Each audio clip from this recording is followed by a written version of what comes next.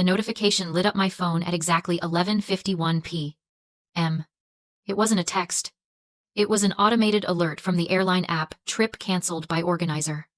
I stared at the screen, confused. The flight to Japan was less than 12 hours away. I refreshed the page, thinking it was a glitch. But the status remained the same. Cancelled. Refund processed to the original payment method. That method wasn't mine. It was my father's corporate card, which he had insisted on using to book the family tickets so he could collect the miles.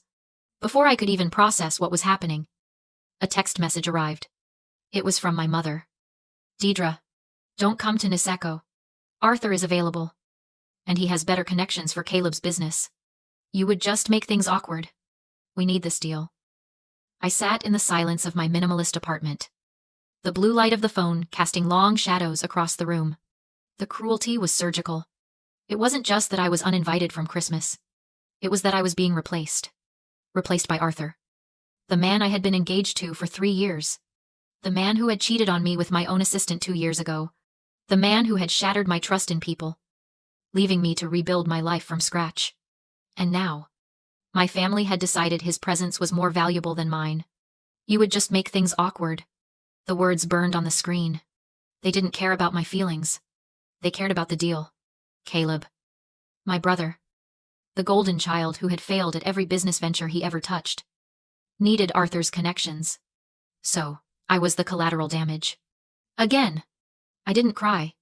I didn't scream. I didn't type out a furious paragraph demanding an explanation. I just stared at the phone, my face illuminated by the cold light, feeling a strange, icy calm settle over me. This wasn't a family dispute. This was a business transaction. They had calculated my worth and found it lacking compared to Arthur's potential utility. Fine. If they wanted to play business, we could play business. I set the phone down on the glass coffee table. I didn't reply. There was nothing to say to people who could discard you so easily. Instead, I opened my laptop. The screen glowed to life. The logo of my holding company appearing in the center. They thought I was just Lyra, the quiet, difficult daughter who made perfumes in her kitchen. They had no idea who I really was, and they were about to find out. Before I tell you what I did next, drop a comment and let me know. What is the most unreasonable excuse a family member has ever used to exclude you? I'm reading every single one. I opened the laptop and placed my finger on the biometric scanner. The screen blinked from black to a secure, encrypted dashboard. My family thought I was a hobbyist. A quiet girl who mixed essential oils in her kitchen and sold small bottles at local markets for pocket money. They called it Lyra's Little Project. They had no idea that my little project was actually a holding company that owned the patents to 3 of the best-selling luxury fragrances in the world. I wasn't just a nose. I was a ghost. I created the scents. Sold the formulas to the major fashion houses under strict non-disclosure agreements. And collected the royalties. The balance on the screen stared back at me. $600 million. That was the value of the merger I had secretly closed last month. My parents were fighting over airline miles and connections, while I was sitting on an empire they couldn't even comprehend. I navigated to the real estate assets folder. I needed to see exactly where they were staying. Caleb had been bragging for weeks about the White Crane Lodge in Niseko, claiming he had pulled strings to get a reservation at the most exclusive villa on the mountain. He said it cost $35,000 a night. He wasn't wrong about the price, but he was lying about how he got it. I pulled up the booking logs. There it was. The reservation hadn't been made by Caleb directly. It was booked through a third-party luxury broker, flagged in the system as payment pending, credit extension. He hadn't paid for it. He was leveraging a line of credit he probably didn't have, banking on this deal with Arthur to cover the costs later. But the most important detail was the owner of the property. The deed to the White Crane Lodge was held by Aurora Properties, a subsidiary of my holding company. I didn't rent the villa. Caleb. I owned it. A cold smile touched my lips. They were staying in my house, eating my food, and sleeping in my beds, all while telling me there wasn't enough room for me. I didn't need an invitation. I needed a flight. I opened a new tab and booked a seat on the next flight out of JFK to Tokyo, connecting to Sapporo. First class. One way. I wasn't going to beg for a seat at their table. I was going to inspect my investment. I stood up and walked to my closet to pack. My movements were efficient. Robotic. I pulled down my suitcase and started tossing in cashmere sweaters and thermal layers. As I reached for a heavy wool coat, my hand brushed against something soft on the top shelf. A silk scarf. It was vintage. Patterned with pale blue irises. I froze. My fingers traced the cool fabric. And suddenly, I wasn't in my apartment anymore. I was back in my parents' living room. 2 years ago, the day Arthur left, I had been sitting on the floor, still wearing my engagement party dress. The fabric ruined by hours of crying. Arthur had just admitted to the affair. He had told me he was bored with my quietness. That he needed someone with more spark. He had left me there. Shattered. I remembered hearing my mother's heels clicking on the hardwood floor. She walked into the room and stopped. She didn't kneel down. She didn't wrap her arms around me. She didn't even hand me a tissue. Lyra. Get up, she had said. Her voice sharp with annoyance. How am I supposed to tell the club? The deposit on the venue is non-refundable. Do you have any idea how embarrassing this is for us? You couldn't just keep him happy until after the wedding. That was the moment the invisible scar was formed. It wasn't Arthur's betrayal that broke me. It was hers. In that moment, I realized I wasn't her daughter. I was an asset that had failed to perform. I was a bad investment. She didn't care about my heart. She cared about the deposit. I gripped the scarf tight, feeling the phantom pain of that day ripple through me. But this time, the pain didn't make me small. It made me hard. I wasn't that crying girl on the floor anymore. I was the CEO of a multinational corporation. I was the landlord, and I was done being the bad investment. I tossed the scarf into the suitcase and zipped it shut. The sound was loud in the quiet apartment, like a gavel coming down. I wheeled the bag to the door. My car was waiting downstairs. It was time to go to Japan. Niseko was a world of white silence. The snow here wasn't like the slush in New York. It was powder. Dry and light, piling up in soft drifts that muffled every sound. My car wound up the mountain road, the tires crunching softly on the ice. Through the tinted windows, I saw the White Crane Lodge rising from the trees. It was a masterpiece of modern architecture glass, steel, and black cedar, perched on a private ridge overlooking the valley. My family thought they were staying in a rental. They didn't know I had commissioned the architect myself 3 years ago. The car pulled around to the service entrance, away from the main driveway. The resort manager, Mr. Tanaka, was waiting. He didn't bow theatrically. He gave a sharp, respectful nod. He knew the drill. I wasn't here to ski. I was here to audit. Welcome back, Ms. Lyra, he said quietly as I stepped out into the biting cold. The owner's wing is prepared. The heating is set to 68 degrees. Thank you, Kenji. Any issues with the guests? They are spirited, he said. A polite Japanese euphemism for loud and obnoxious. They arrived 20 minutes ago. I took the private elevator up to the top floor. The owner's wing was a secret annex, separate from the main guest suites. Designed for privacy, it had its own kitchen, its own thermal bath, and most importantly, a viewing gallery that looked down into the massive, cathedral-ceilinged living room of the main lodge. I walked to the gallery rail. It was shielded by one-way glass. I could see them, but they couldn't see me. Below, my family was putting on a performance. My mother, Deidre, was draped in a fur coat that I knew was vintage, only because she bought it secondhand to look old money. She was clinging to Arthur's arm, laughing too loudly at something he said. Arthur looked sleek and smug, wearing a cashmere sweater that probably cost more than my first car. He looked like he belonged there. That was his talent, chameleon-like adaptability to wealth he didn't earn. Caleb was shouting at a porter about his ski bag, posturing like a tycoon. Careful with that, those are custom. They weren't custom. They were off the rack from a sporting goods chain. But in this house, Caleb felt the need to inflate everything. Then there was Tiffany, my sister-in-law. She was arranging a photo shoot on the coffee table. She had placed a bottle of sake in the center of the frame, surrounding it with snow-dusted pine cones she must have dragged in from outside. I zoomed in with my phone camera.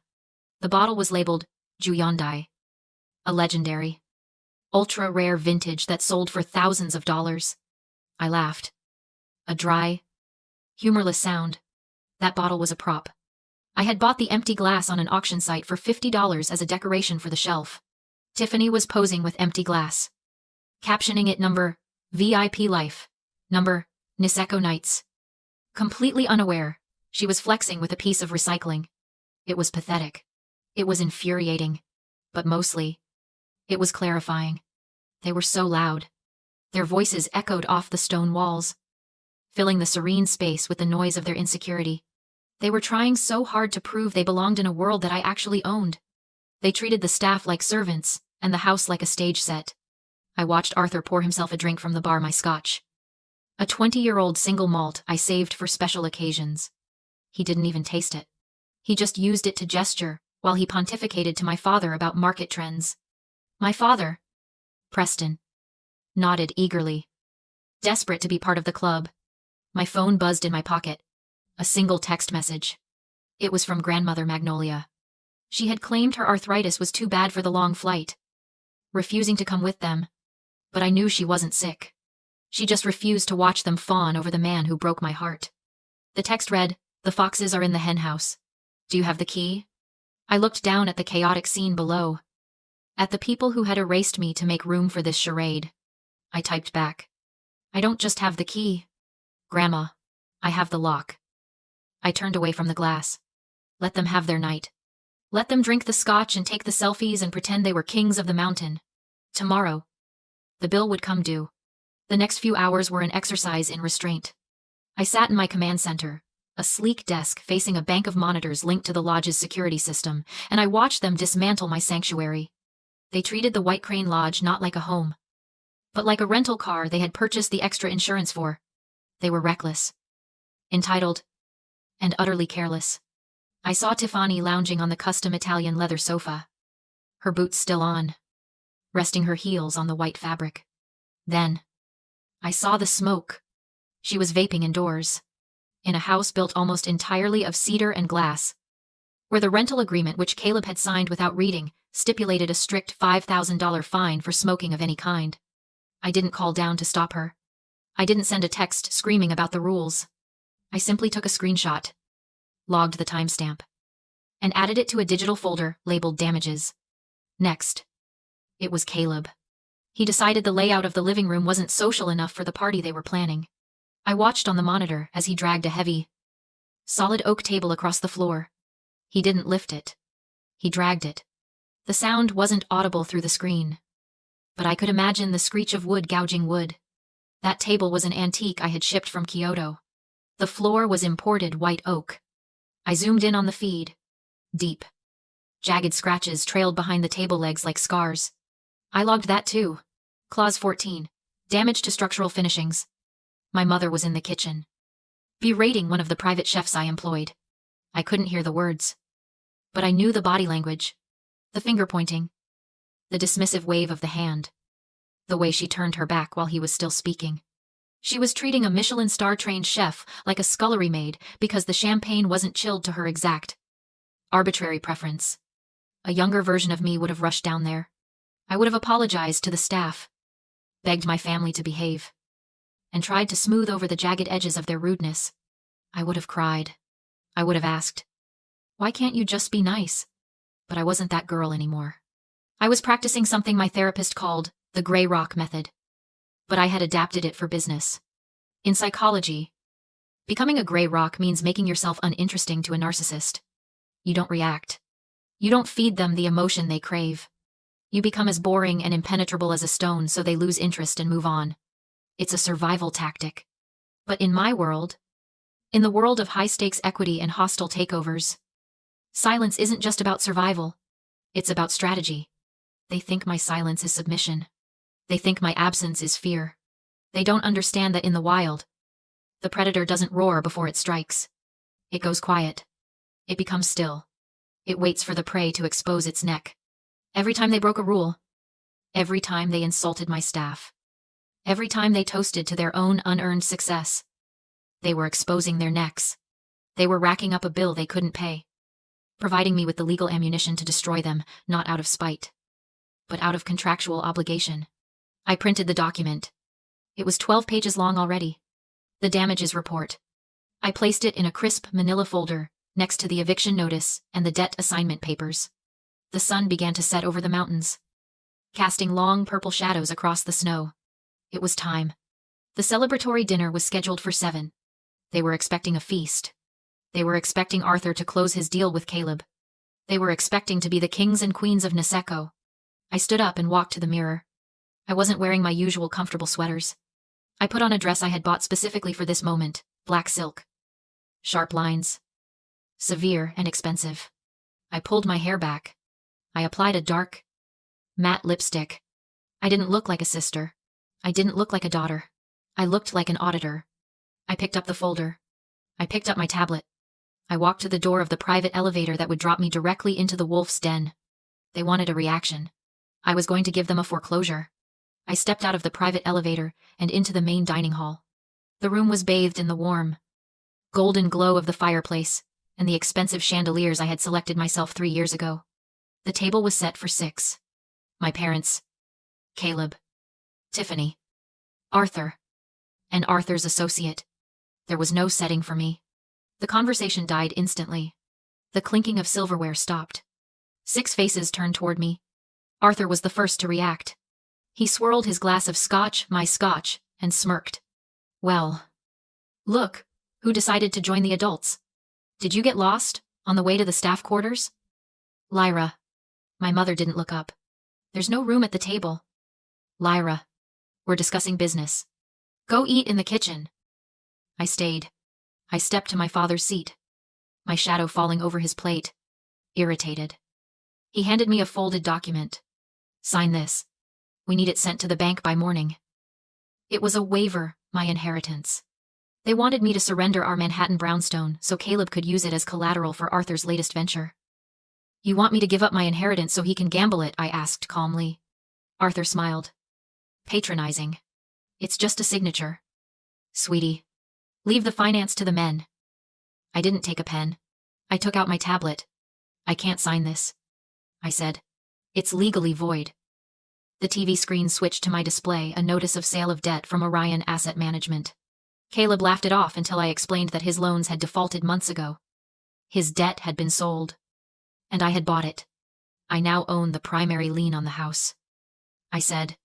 And I foreclosed 3 days ago. Silence. Then I showed them the final document, the deed to the lodge. Owner, Aurora Properties. My company. You aren't guests, I said. You're trespassers. The resort manager entered, bowing to me. I revoked their booking and relocated them to staff dormitories heated, legal, and bare. Their luxury vanished in minutes.